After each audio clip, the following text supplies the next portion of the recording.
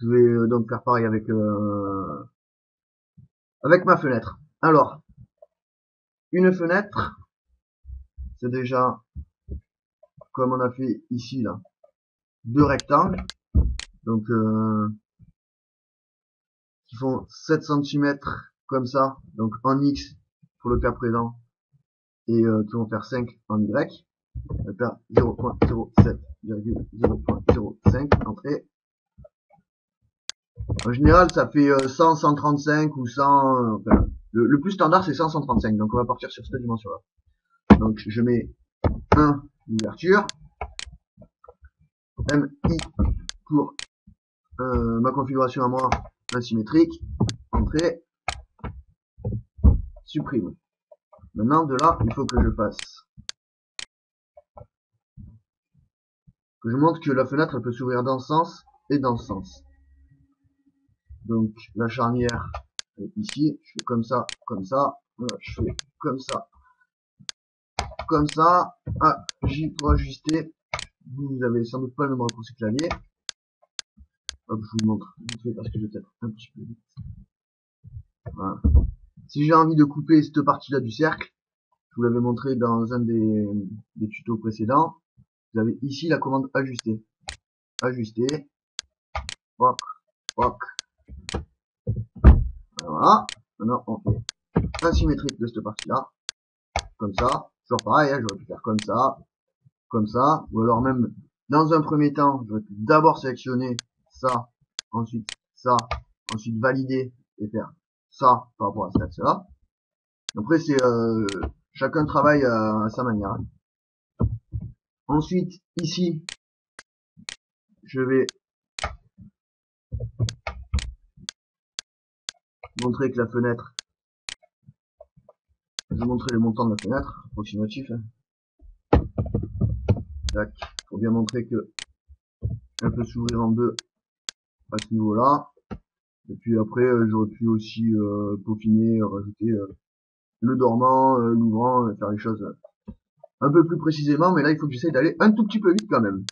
Ensuite, là, il faut que je fasse une copie de celui-là pour l'épaisseur du mur. Donc concrètement, l'ouverture, elle sera comme ça. Ici, pareil. Et après, là, il va falloir que je fasse deux volets. Donc, un volet ici, un autre volet ici. Toujours pareil, il faut que j'ajuste les deux bouts de cercle qui passent. On aurait pu aussi travailler avec un arc de cercle, mais moi j'ai pris l'habitude de travailler avec le cercle. Donc je fais comme ça. Ajuster, ça, ça, et ça. Entrée. Maintenant je vais prendre l'axe de ma pièce pour axer ma fenêtre. Donc je prends ma diagonale ici. La projection garde les rapports de grandeur et les milieux. Donc je peux repartir de ce milieu ici. Si je tire ici, ça donnera pile poil le milieu entre là et là. Je viens prendre mon volet, ma menuiserie, pardon, je mets ici et la mettre là. Petit manqué. Je vais venir donc là, là, comme ça. Voilà. Alors, concrètement, j'ai ma fenêtre qui passe au-dessus de mon bureau de quelques centimètres, mais ça me pose aucun problème. Mais lors de la conception, ce que j'aurais pu faire, c'est la déplacer un petit peu plus pour faire en sorte que ça passe pile poil. Genre, d'ailleurs, c'est ce qu'on va faire. Ça donnera un meilleur aspect fini. Hop, faire comme ça, et j'ai encore déplacé tout ça de là à 0.05. Voilà, ça sera un peu plus joli. Là, vous vous rendez compte que j'ai fait une petite bêtise, là. En fait, j'ai mis les 7 dans... Ah non, c'est que c'est 10 cm. Il y a 10 cm d'isolant. C'est plus une cloison, c'est l'isolant. Donc forcément, c'est 10 cm et plus 7. Donc moi ce que je vais faire pour rattraper le coup, je vais juste faire un étiré qui va de là à là. Étiré. D'ailleurs je me rends compte que lors des tutos précédents, je vous avais pas trop expliqué comment marcher la commande étirée. C'est une très bonne manière et un très bon cas pratique de vous expliquer la chose. Donc là je vais ici sur étirer, je sélectionne ça, entrée, du point là à là. Voilà. Là j'ai ma fenêtre qui est nickel, enfin presque. Là j'ai encore un petit souci là. Hop, je reviens de déplacer ça comme ça. J'avais fait une petite bêtise tout à l'heure. Plus tard, nous verrons l'utilisation des blocs. Grâce aux blocs, ce genre d'erreur n'est plus possible. Vous avez un type de fenêtre, vous l'insérez plein de fois et ça va super vite. Et en plus, si jamais vous devez modifier une fenêtre, en éditant le bloc, vous pourrez modifier toutes les fenêtres d'un coup. Mais ça sera un autre sujet.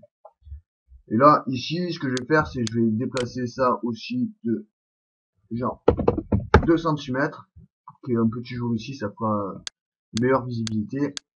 Et là, ici, pour dessiner les volets, je vais faire comme ça, tac, à 0.05 par exemple, à 0.5.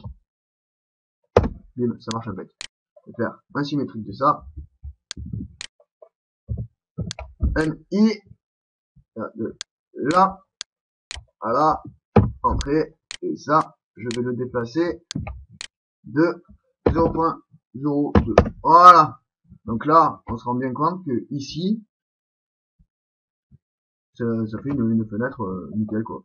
Après, il y aurait d'autres personnes qui auraient peut-être préféré dessiner les fenêtres comme ça. Pardon. Hop, hop, hop, hop. Toujours pareil, ça c'est une histoire de goût. Vous verrez les deux types suivant les archis. Donc là concrètement c'est une fenêtre dans le dormant et directement dans l'isolant qui fait pile poil l'isolant. Donc ça c'est une fenêtre qui doit pouvoir s'ouvrir à 180 degrés. Après il y a d'autres fenêtres où en fait la charnière n'est pas ici mais là, et dans ce cas elle s'ouvrirait à 90 degrés comme là. Voilà. C'est juste une petite parenthèse et c'est vraiment suivant les préférences. Après j'aurais pu de la même manière ici là, au lieu de mettre la fenêtre dessinée là, j'aurais pu la dessiner là. C'est vraiment une histoire de... Maintenant, je vais revenir à mon carrelage pour faire une petite hachure là et pour faire en sorte que le mobilier apparaisse mieux. Voilà. Et ici, ce que je vais faire aussi, c'est que je vais faire un calque pour la menuiserie extérieure. Donc là, je reviens ici, entrée menuiserie XT.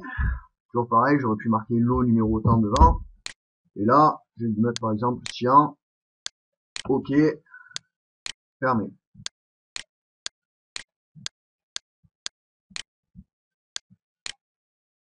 Hop là, tout ça, tout ça, tout ça, tout ça,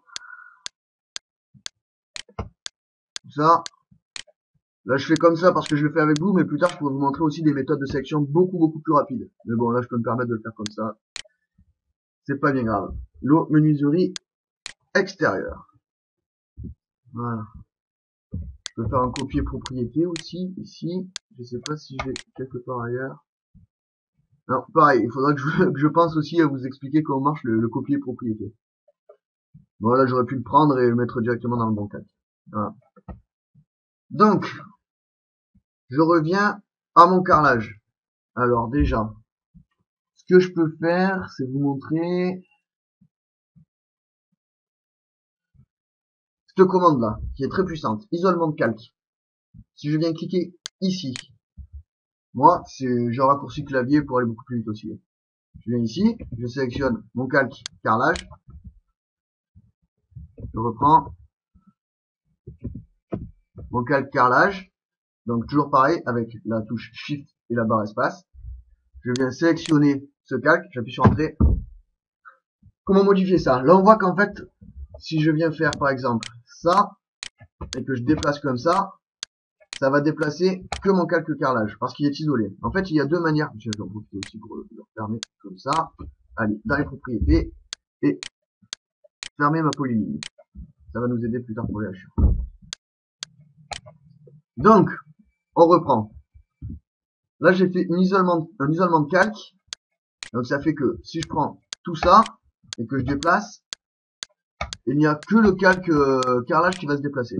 Parce que les autres, si je mets mon curseur dessus, on voit, je sais pas si vous voyez, faudra que je fasse un petit zoom, il y a un petit cadenas dessus. Ça veut dire que ce calque-là est cadenassé, loqué, ça veut dire que je peux n'appliquer aucune modification dessus. La seule manière pour arriver à remettre une modification sur ce calque sera de venir ici et de déloquer comme ça. Voilà. Donc, je vais la remettre en place. Hop.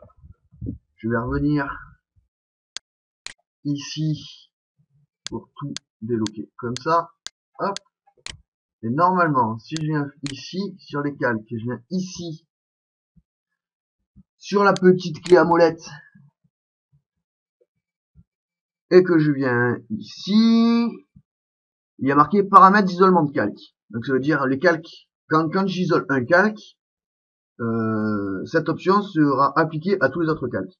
Donc soit je fais en sorte que les autres calques soient verrouillés, ça veut dire je pourrais toujours me repérer dessus, m'accrocher dessus, tout ça, mais je ne pourrais pas les modifier. Soit alors, on clique ici sur désactiver, et moi je préfère vraiment travailler de cette manière. Ensuite, je mets inactif ici, et je touche à rien d'autre.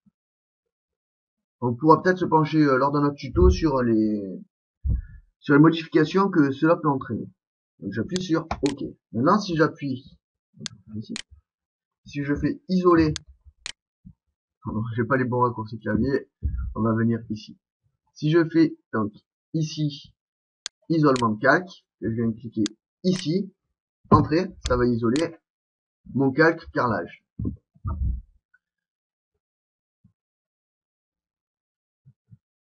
Et là, si j'appuie ici, ça va rallumer tous mes autres calques. Voilà. Bon. Donc, on va reprendre. Donc déjà, encore une petite parenthèse, quand je clique ici sur ma polyligne, donc ça c'est ma zone de carrelage, et quand je regarde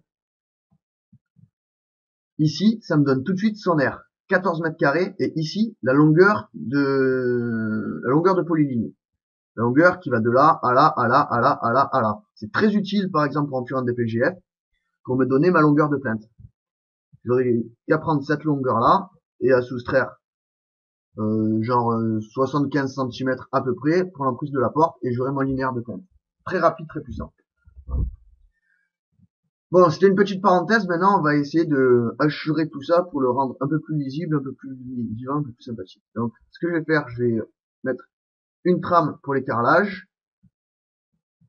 Je vais remplir ici pour montrer que c'est de la maçonnerie, c'est du gros œuvre.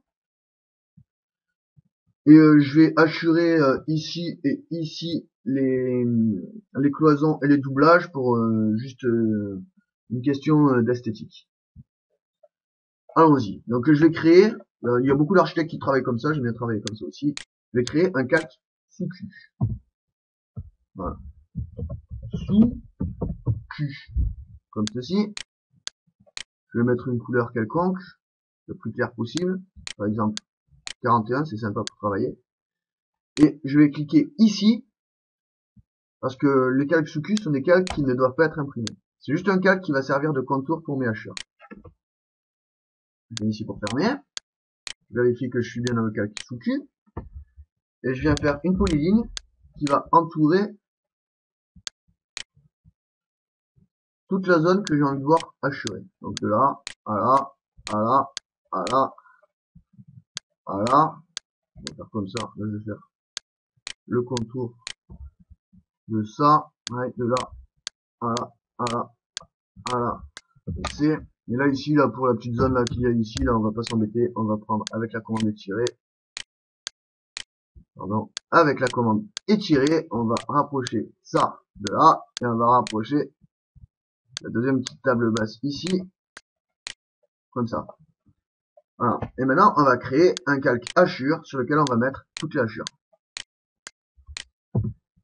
Entrée. Ah, c'est HURE pour hachure.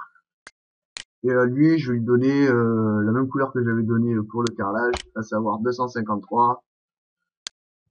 OK. hop, je double-clique ou je clique ici pour rendre le calque courant, ça veut dire que je vais travailler sur ce calque-là. Et là, je vais faire H pour hachure, ou alors je vais cliquer, comme on avait vu la dernière fois, ici sur hachure, entrée, choix des objets, ici, entrée, et là, je vais prendre, tiens, ça peut être sympa. J'avais pas prévu de prendre celui-là, mais pourquoi pas. J'avais prévu de prendre un quadrillage classique, je sais pas s'il y en a ici, non, j'ai pas non plus. Bon, on va faire simple, je vais prendre ce calque-là. Voilà. Après, ce qu'on peut faire aussi, c'est mettre deux types de hachures superposés pour arriver à faire des carreaux. Donc, une trame dans un sens, une trame dans l'autre. Voilà. Ici, hein, impeccable. En fait, je vais regarder ce que ça donne avec ça en même temps que vous. Ah non, ça c'est les briques, c'est doublé, ça sera moche. Je vais essayer avec celui-là. Ok, celui-là il est pas doublé. Ok, entrée, choix des objets. Je sélectionne ma polyligne, entrée une fois, entrée deux fois. Et là, ça marche pas pour une raison très simple. Non, pas pour une raison simple. On va regarder déjà dans les propriétés. Est-ce qu'elle est fermée? Oui, ma polyligne est fermée. Donc à mon avis, c'est un problème de hachure, d'échelle de hachure. Donc on va regarder, on va mettre une échelle de hachure beaucoup plus petite. Donc 0.001, c'est vraiment petit. Ça sera même peut-être trop petit. On va regarder ce que ça donne. Ok. Ah ben non, c'est sympa. Voilà mon carrelage est posé. Ça c'est mon sous-cul. Je vais faire donc je vais vous montrer avec l'icône. Je vais le mettre comme ça. Je vais mettre en arrière comme ça. Au moins il sera caché dans notre après. Voilà. Donc là on voit bien la zone de carrelage. On aurait pu mettre un autre type de carrelage. D'ailleurs pour éditer je peux faire un double clic dessus.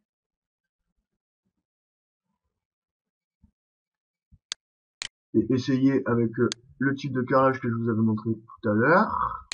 Par exemple. Hop, j'ai double clic. Ok. Là, ça marche pas parce que il est trop petit.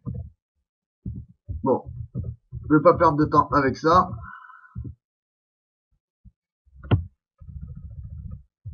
Oh tiens, il a réussi à venir finalement. Petit bug, c'est pas grave. Donc lui, je vais faire en sorte qu'il se passe par exemple 0,1, qu'il soit 10 fois plus grand. Voilà. Ça, c'est la trame que souvent les architectes utilisent pour marquer les carreaux au sol, pour bien donner l'impression du travail fini.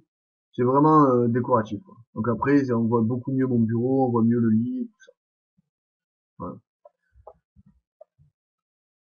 Ensuite, ici, toujours avec mon calque sous Q, je vais venir fermer ma polyligne ici, ici, ici, ici, ici. Je suis ma polyligne. Donc là, là, là, là, là, là, et ainsi de suite jusqu'au bout. Hop, hop.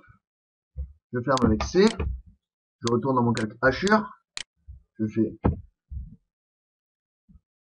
hachurer. Là, je vais prendre solide. Choix des objets. Ok, pardon. Choix des objets. Et je viens ici. Je clique une fois sur entrée, deux fois sur entrée. Voilà. Et là, ma cloison et mon doublage sont beaucoup plus visibles. Je vais faire pareil de l'autre côté. De là, à là, à là, à là, à là. Ici, ici, je reviens là, là, je fais comme ça. Là, tac, je ferme ici. Maintenant, je vais dans mon calque. Hachure, et je vais venir hachurer. Choix des objets. Ça, entrée, entrée. Voilà. Déjà, la chambre commence à être jolie. Il me reste plus qu'à faire ici et ici les hachures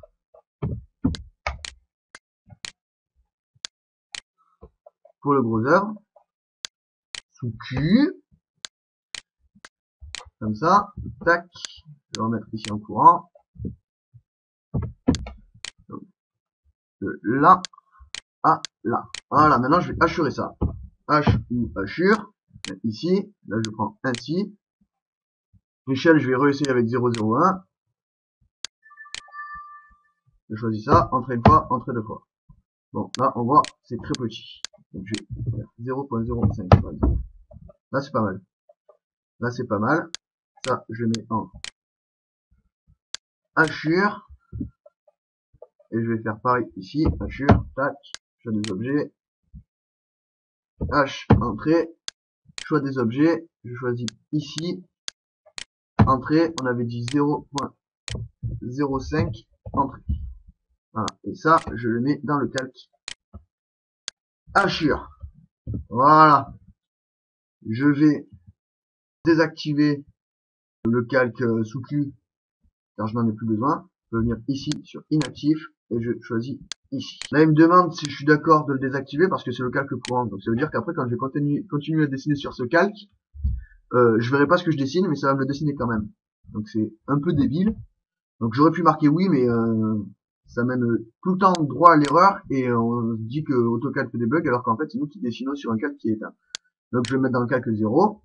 Je vais venir ici sur inactiver et je vais recliquer ici.